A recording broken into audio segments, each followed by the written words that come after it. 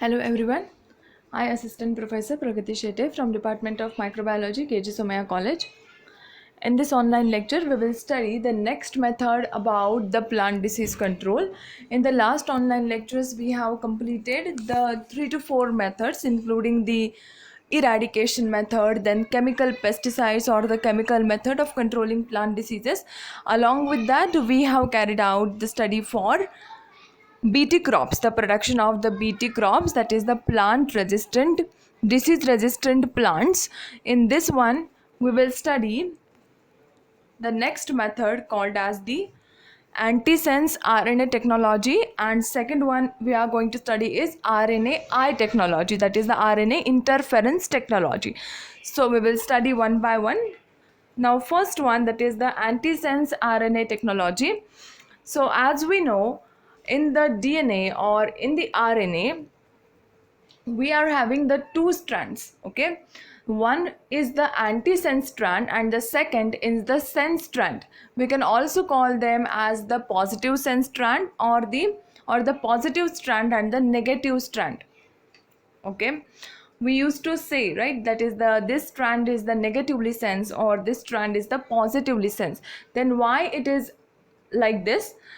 Because the sense strand or the positive sense strand means that strand is can complementary with the mRNAs, the template mRNA.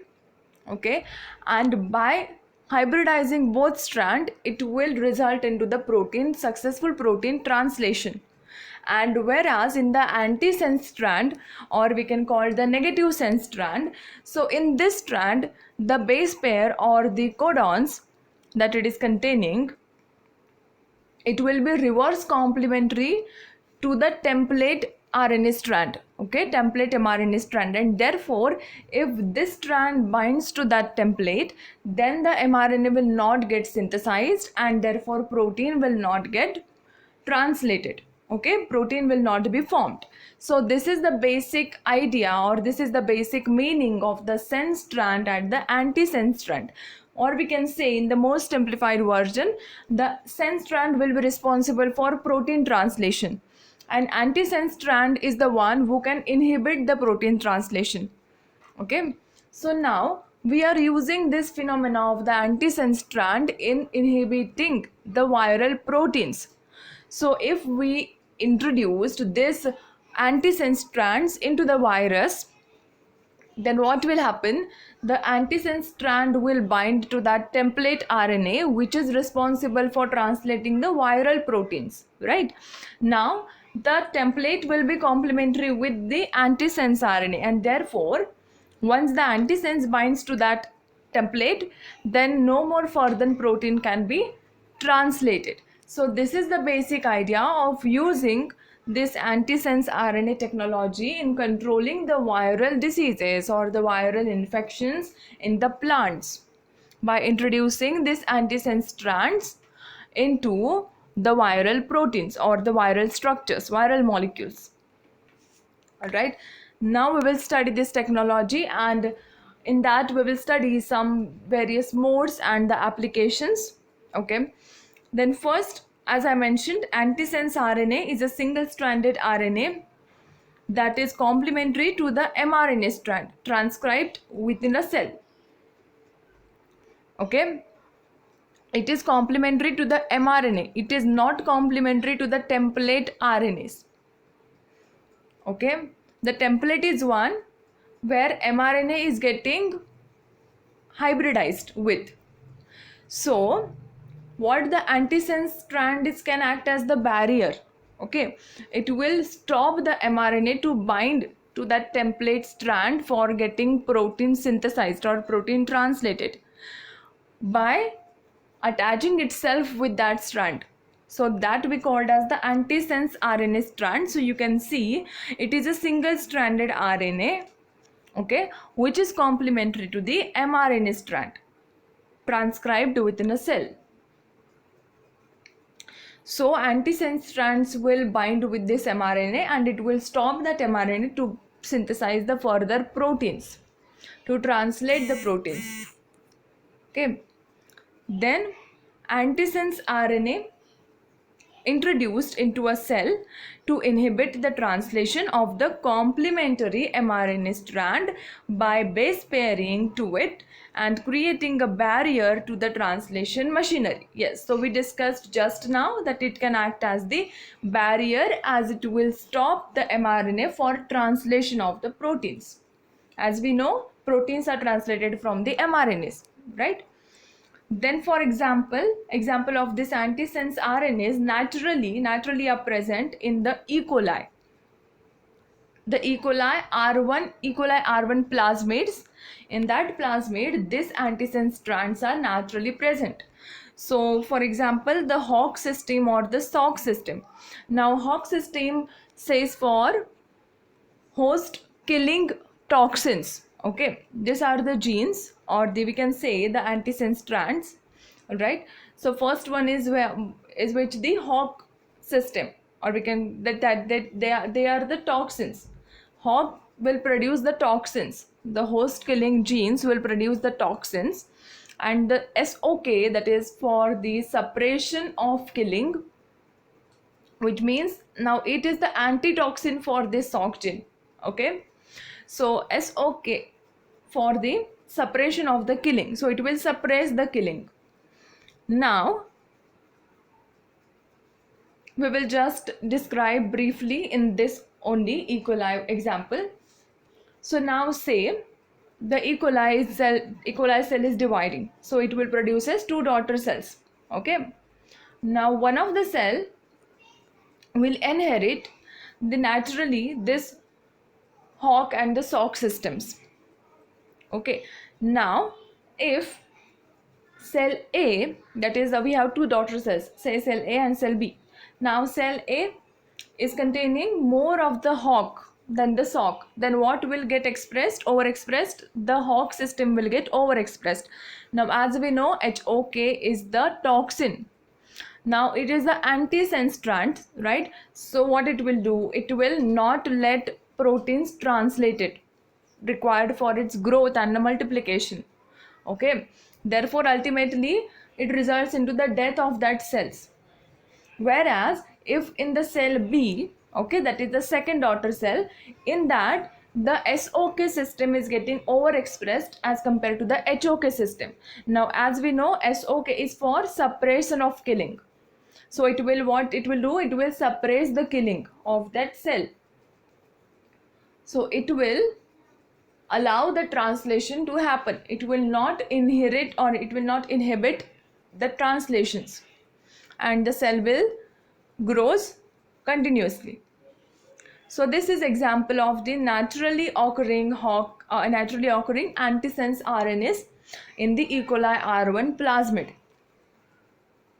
Okay, now this translational arrest, that means this inhibition of the translation, causes reduced amount of the protein expression, right? They will reduce the protein expression. Then well-known example of the genetically modified plant produced using this technology, or that is the antisense RNA technology. First one, that is the most successful experiment has been done using this technology on this flower saver tomato. In this flower saver tomato species, the two cultivators of the ring spot resistant papaya, these are the two examples. Now you can see in this picture, as we know, in the normal species or the normal tomato that is naturally occurring, okay, so that will get ripened within a few days only. But why it is getting ripened? Because of that proteins which are responsible for that ripening process, that will get translated. But if we introduced this RNA technology, okay, antisense RNA technology, then it will inhibit those proteins, okay, which are responsible for the ripening process, and therefore they will increase the shelf life of the tomatoes. You can see after 45 days the right hand side tomato is got ripened, and it was the natural tomato, okay, original one in its native state, and in the left hand side is the one in which we have introduced this antisense RNA technology. So it is still as its original state, is it in its healthy form.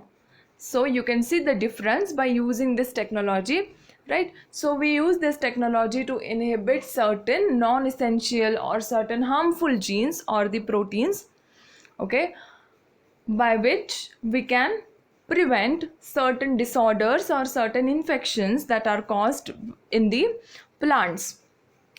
Okay, now this is the basic ideas and this is the basic mechanisms of the antisense RNA technology. Now we will go further in this. Now you can see in this picture, okay, starting with the left hand side, there is a cell, okay, inside the cell there is a DNA. So we know the DNA. Now the strand, it will separate out for the transcription, okay. Now the single strand of the DNA, you can see the blue color one, that is the mRNAs, okay.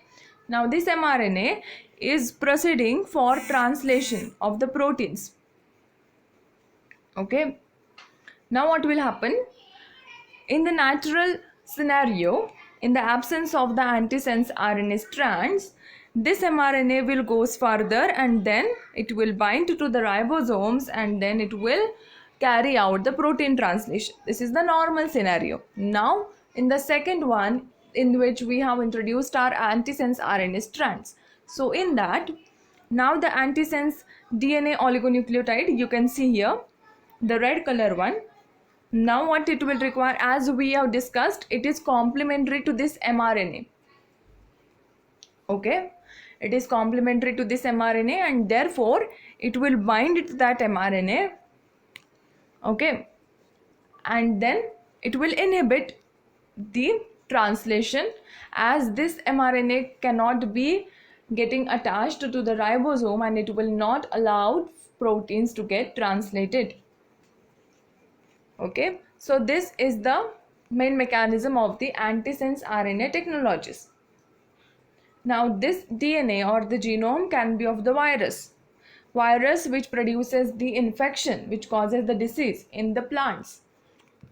You can assume the DNA is of the viral DNA, and then we have inhibited the translation of viral proteins which were responsible for causing any damage to the plants. Now that proteins are not getting translated and therefore plant is getting protection from that diseases, from that viral infection, right? This is the antisense RNA technology. Now in this technique, the short segments of the single-stranded RNAs are introduced, okay. These oligonucleotide are complementary to the mRNA, right? Just now we discussed in the picture, this oligonucleotide are complementary to the mRNAs, which will physically bind to that mRNA, right, which will hybridized with them. Then they block the expression of the particular gene, okay, genes responsible for translating that particular proteins, okay. Now in cases of the viruses, now this is important, this is in context with the virus. Now in the cases of the virus, antisense oligonucleotide will inhibit the viral replication with the blocking expression of the integrated proviral genes. Now as we know, proviral genes are the genes in the virus which will responsible for its multiplication and its growth, okay. And if we inhibit the expression of these proviral genes only, then it is not possible for virus to multiply further, okay, to grow further, and hence thereby we can inhibit the viral growth, right? We can kill that virus by blocking the expression of integrated proviral genes, okay. This oligonucleotide, that is the antisense RNA strands, are most of the times contains the 15 to 20 oligonucleotides within them, okay. Then now we will see some special and unique characteristics of the antisense RNA nucleotide or the antisense oligonucleotide. First, it is having the unique DNA sequences, Okay, then efficient cellular uptake, that means it can taken up by most of the cells. Okay, and therefore efficient cellular uptake. Then it is having the unique DNA sequence which makes it different from the other strands, right? Then minimal non-specific binding, therefore it will maximally bind specifically to that mRNA strand only. It will not result into the any non-specific binding 90%. Okay, then it is the target specific hybridization, right? As I mentioned, it will target that gene, okay, or that genes which are responsible for its damaging, for the damage or for the disease. Okay, therefore it targets specific hybridization we can do with this. Okay, then non-toxic antisense construct, we can construct the antisense strands which are non-toxic. As we know, in the E. coli R1 plasmid, which is naturally occurring containing antisense strands, right, which is the Hox system, that is the host killing. Now these antisense strands are toxic, they will produce the toxins. Okay, and so we can produce the non-toxic antisense constructs also. So these are very special and very unique characteristics of the antisense oligonucleotides, right? Now we will see what are the approaches or which are the various mechanisms by which it will do this program or this mode of action. Now first, the antisense technology can be modified in 3 modes. Okay, this is important. We can modify this technology with the 3 modes because of this chemical modifications can possible with the oligonucleotides, right? We can modify the oligonucleotides by any chemical modifications, and that is why we can make such strands which are very much specific to that targets. Okay, yes, so now these modes are due to, now we are using these modes. This mode will be responsible or will be depend on the mode of action by activating the RNase H enzyme. Okay, and the second one, it will also activate the internucleotide linkages which do not activate the enzyme. So it can work in both the ways. Either it can activate the RNase enzyme, that enzymes are responsible for degrading of the polymerase. Okay, and the second one is they can activate the internucleotide linkages, and these linkages will release certain oligonucleotide. Those oligonucleotide will not let the proteins translate it. Okay, which will not activate that required enzymes. Okay, so these are the 2 main modes. Now first one, the first approaches. Now we have just discussed we can modify it in 3 approaches. Okay, the first approach will be the antisense oligonucleotide, okay, that we are introducing into the viral proteins or the virus. This oligonucleotide will bind the target sequence, okay, causing both hybridization arrest and RNase H activation. Degradation of mRNA by RNase H result into the release of oligonucleotide. Okay, now first approach is this, in which the antisense strands will bind the target mRNA. Okay, and after its binding it will cause the hybridization arrest. It will not let hybridization further happens. Along with it, it will also activate the enzyme called as the RNase H enzyme. Okay, so this results into the release of certain particular oligonucleotide. Now this oligonucleotide can bind to the other copies of the target mRNAs. Okay, in the other cells, this copies, these oligonucleotides can therefore bind to the other copies of the mRNAs, right? They will increase their yield. The antisense will increase their yield. How they are doing this? The antisense strands are binding to the mRNA, the target sequence strands, and therefore it will, what it will do, it will arrest the hybridization and it will activate the RNase enzyme. Now this RNase enzyme will activate the release of certain oligonucleotide, and these oligonucleotides can then bind to the other targets of the mRNAs. Okay, other target mRNAs in the other copies of the cells. These oligonucleotides are also susceptible to the nucleases, and this one point makes this approach little bit risky, because if the virus protein contain the nucleases, okay, then what it will do, nucleases kills this oligonucleases will catalyzes this, or it will stop this inhibition process. Okay, because these oligonucleotides are very susceptible to this nucleases enzyme which can produced by the viruses. So this approach is not very much, we can say, effective, or it will contain some amount of the risk. Okay, right? Then this is a major parameter affecting the catalytic mode of degradation, right? Now the second one, in this approach we have discussed, we have learned the, it will, what it will do, it will antisense strand bind to the target mRNA sequence, then it will arrest the hybridization, and then it will release, it will activate the RNase enzyme.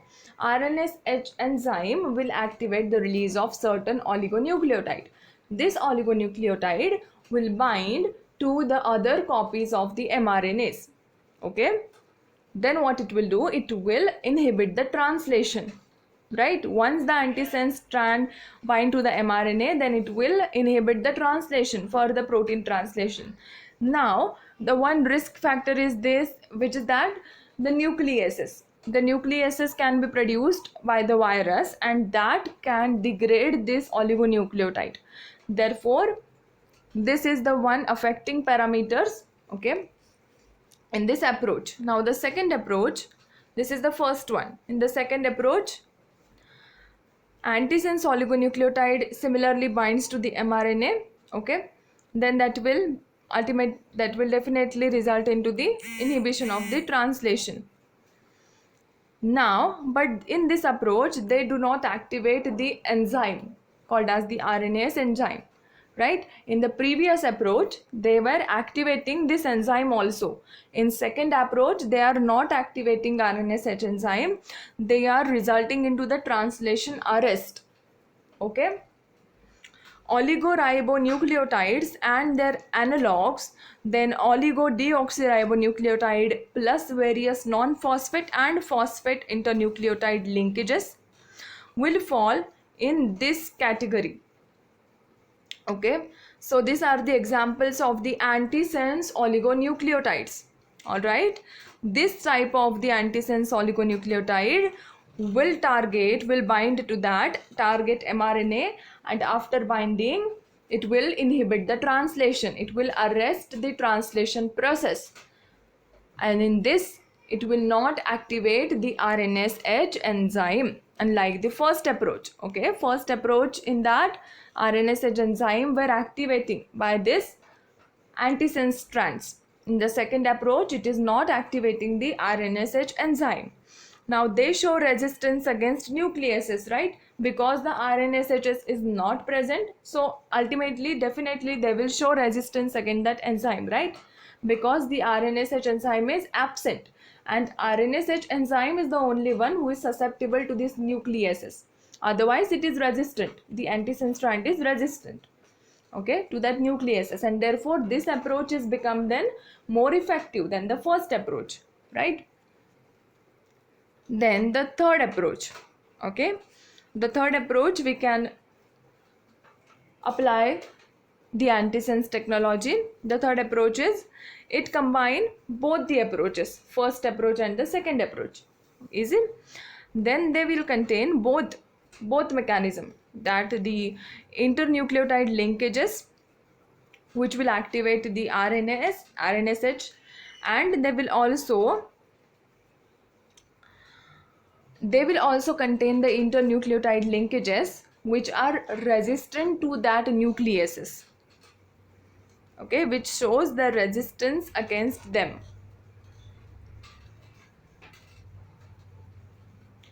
So in this we can say it is also producing the RNSH activation, and it is also having the resistance against it, okay, against that RNSH due to the internucleotide linkages, okay. The internucleotide linkage responsible for RNSH activation, they will also having the internucleotide linkage responsible for having resistance against this RNSH activating enzymes, okay. And therefore we are saying that it is the combination of first approach and the second approach, right? Then the digestion of mRNA target in the RNA DNA duplex releases the oligonucleotide, okay. This oligonucleotide are resistant against the nuclease enzyme, and hence these are more effective than the first approach, right? The digestion of the mRNA target in the RNA DNA duplex, okay, from the DNA the mRNA will be transcribed, right? Then RNA DNA duplex, the release of oligonucleotide, and this oligonucleotides are responsible for resisting or for having the resistance against the nuclease enzyme, okay. And therefore this approach is very much effective than the first approach, okay. Then they may form the hybrids of oligodeoxyribonucleotide and the oligoribonucleotide, okay. Then the antiviral activity of an antisense oligonucleotide depends usually on specific binding to the target nucleic acid, right? So as we know, as we discussed this, that is, these are more specific for its target, okay. Therefore it is depending on the specific binding to the target nucleic acids, okay. These are the three approaches, okay, three approaches, very important approaches which we can use for incorporating the antisense RNA technologies, okay. Antisense RNA technologies will work by three approach, okay, can work by any of the one approaches. Total three approaches are present, okay. Now we'll study the applications, okay. What are the applications of this antisense RNA technology? First we have saw this previous slide, that is the flower sour tomato. Then in that, antisense RNA used against an enzyme polygalacturonase. This polygalacturonase enzyme is responsible for softening of the tomato skin, okay, and therefore it is responsible for ripening process. Now we are inhibiting this ripening process only by inhibiting this polygalacturonase enzyme, and therefore the shelf life of the tomato is getting increased, right? Then second example of the antisense RNA technology will be transgenic ACMV resistant cassava plants. ACMV means African cassava mosaic virus, which will be responsible for damaging this cassava plants. So this is used against that viruses which causes the cassava mosaic disease, okay, and which has shown a major economic loss in the Africa. It is most common in the Africa in the cassava plants, and we can inhibit this infection, the viral expression, by using this antisense RNA technology, right? Then third example is the formiviricin, okay. In the first antiviral drug developed against the cytomegalovirus, okay, CMV.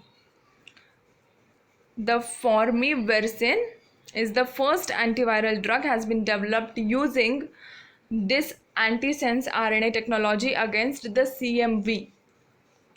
Okay, these are the major and most famous examples of use of the antisense RNA technology for the protection of plants from the viral diseases. Okay, then this is also has been used for drug development. Right now, similarly to the plants, we can also like the plants, we can also apply to this humans also for developing the drugs against any virus, right? And therefore you can see here there is the DNA, then there is a mRNA strands. Now the transcription, the mRNA will have to bind the ribosomes, but before that the antisense comes into the picture. Antisense will bind to that mRNA, it will inhibit the translation process, and therefore viral will not able to multiply further, right? This approach has been used also in the production of the drug. Okay, drug development, that in that also we can use this approach. Okay, in this online lecture, I hope you understood. We have studied the antisense RNA technology. Okay, in that we have studied the what is the antisense strands, RNA strands. Then we studied the characteristics of this antisense RNA strands, right, that makes it so much efficient and special. Then we studied the two modes. Okay, see, this antisense RNA strands will work by first RNA enzyme activation and second by oligonucleotide activation or the oligonucleotide releases, which will result into arrest the translation. Okay, or arrest the hybridization also. And these two modes, and with the help of these two modes we can modify this in the three modes, three approaches, right? Then we studied the three major important approaches. Okay, and then we studied the applications of this antisense RNA technology in the plants. Okay, in the protection of the plants from the viral diseases. First most famous example is the flower sour tomato, and then the AGMV, okay, in the cassava plants. Then we studied an extra point, that is we can also use this technology in the production of the drugs against the human diseases. Okay, I hope you understood this online lecture. If you have any doubt regarding this, please ask in the comment section. Thank you for watching.